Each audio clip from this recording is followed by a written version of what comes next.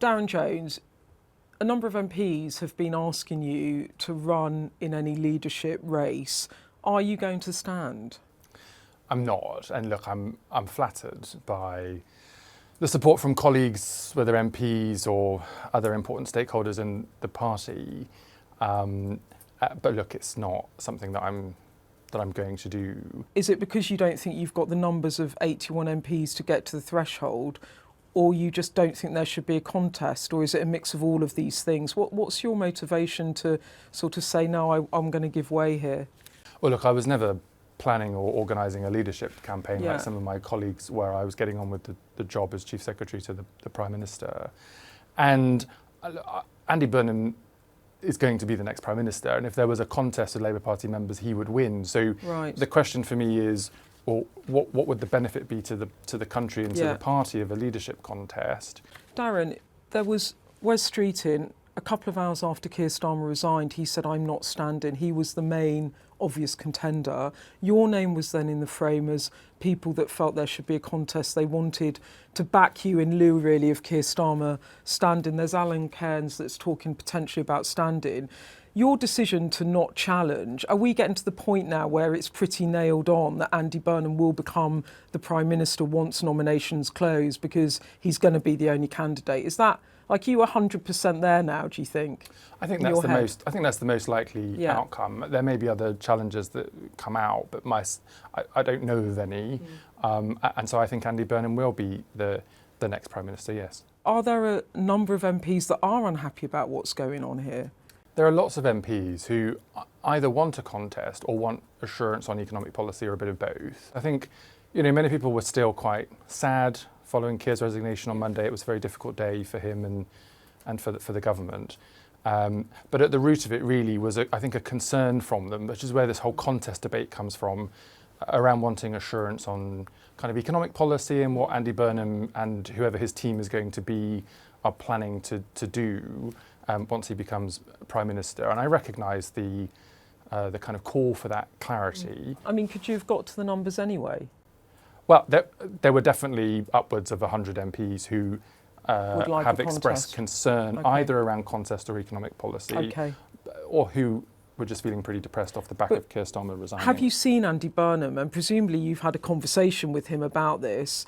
Have you seen him? What did he say to you? Did he convince you?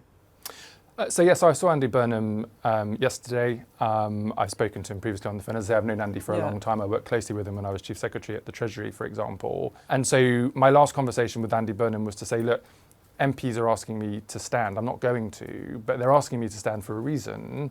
And that's because they want you to set out more about your economic policy. And we talked then a lot about what he was thinking on the economy and what my thoughts were on that. And some of the potential ways forward for the new government. And you think, having spoken to him, he's not going to spook the bond markets, because that's your concern, isn't it? You were the Chief Secretary to the Treasury, you know that place inside out. You think the bond markets, with Burnham as Prime Minister, will be content, or you think it partly depends on who picks as Chancellor? Look, I think they can be content, and I think this can be done in the right way. And you were reassured? I was reassured, yeah. How can you row in behind Andy Burnham, not knowing who is going to be in his cabinet, not knowing who is going to be his Chancellor? Are you, in your heart, comfortable doing that? Did he give you any reassurances about having balance? Well, I didn't talk to Andy Burnham about jobs, whether that was about me or anyone else. I talked to him about policy, and that was a reassuring conversation.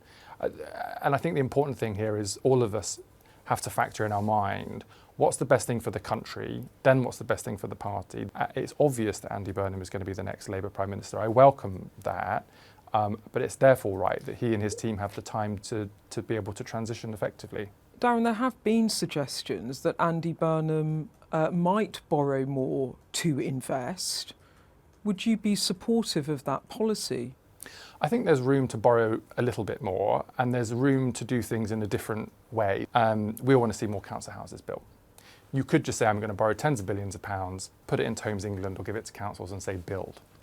That's just not going to work, because the problem is that we don't have enough builders, we don't have enough bricks, and we can't plug these things into the electricity grid. So I'm all for investing into new towns and mayoral development corporations that give apprenticeship opportunities, that support British business, that can help fix our energy system. But you can do that without kind of broad brush borrowing and spending, which actually doesn't really deliver the outcomes that you want to achieve. So you would be happy for him to borrow more to invest in specific projects? And I think that's what the market and the trade unions and the Parliamentary Labour Party want. And did he say to you that's what he intended to do? Yeah, we talked about a lot of these details. Andy Burnham did an interview on Newsnight recently where he was asked what the fiscal rules were and he refused to answer the question. It was unclear whether it's because he didn't want to answer the question or he didn't know the fiscal rules. You know the fiscal rules. I do, I know them very well, yeah. Are you confident Andy Burnham does? Did you ask him what the fiscal rules were and did he know? I didn't put Andy through a pub quiz on the fiscal rules. No. Do you think he understands it though? I think he does, and I think the people around him do, and I think it's important he's committed to those fiscal rules. Are you not concerned though that to the public this just looks like a coup? Look, I do worry that the public, who won't see all of the detail everyday of politics, will look at us and think, oh, hang on a second, what's going on here? Everything that's happening is in line with our constitutional principles and the rules, but it is going to be an important challenge for Andy Burnham as a new Prime Minister and whoever his team is to be able to reassure the public that we are delivering on the commitments we made at the ballot box, the commitments we got a mandate for. Do you feel angry about what's happened to Keir Starmer? You have been his right-hand man for many, many months, going out to bat for him, and he has been really brutally removed from office. On a personal level, yes. I mean, I felt, in many ways, I felt a bit disappointed in the way that Keir has been treated.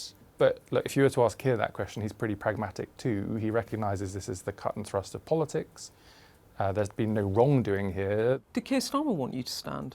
I mean, Keir, I mean, bless him, it was a very challenging day for him on Monday, as you would appreciate and will have seen on camera. Did see, yeah.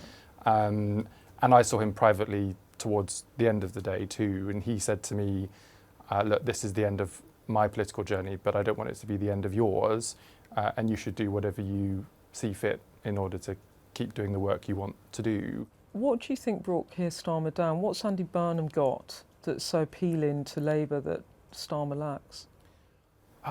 I don't think it's as detailed as that. I think a lot of this is just very human. I think people felt really distressed after the local election results, not winning in Scotland, losing Wales after a century of Labour leadership, losing so many councillors across the country, worried about the prospect of populist right-wing parties sowing division across the country. And I'm afraid when you're the leader, the buck stops with you. And I think that's what's happened here.